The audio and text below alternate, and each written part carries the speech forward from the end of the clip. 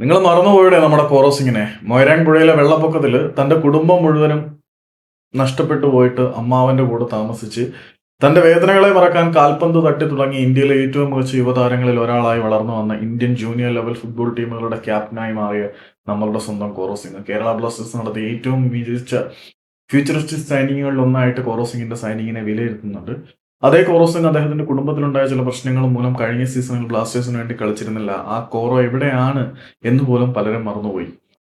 പക്ഷേ വരാൻ പോകുന്ന സീസണിൽ ഇന്ത്യൻ ഫുട്ബോളിലേക്ക് ശക്തമായി തിരിച്ചു വരും നമ്മുടെ കോറോ എന്ന് ആശിഷ് നേഗി റിപ്പോർട്ട് ചെയ്തിട്ടുണ്ട്.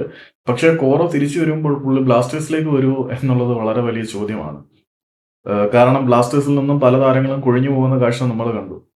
പക്ഷേ കോറോയെ പോലൊരു താരം വന്ന വഴി മറക്കാത്തവനായതുകൊണ്ട് അദ്ദേഹം ഇവിടെ തുടരാനുള്ള സാധ്യതകളെ തള്ളിക്കളയാൻ പറ്റില്ല. പക്ഷേ നമ്മളുടെ മാനേജ്മെന്റിന്റെ ചില പരിപാടികൾ കാണുമ്പോഴേ ഞാനിപ്പോൾ ഒരു നല്ല മാർഗത്തിലായതുകൊണ്ട് ഒന്നും പറയുന്നില്ല.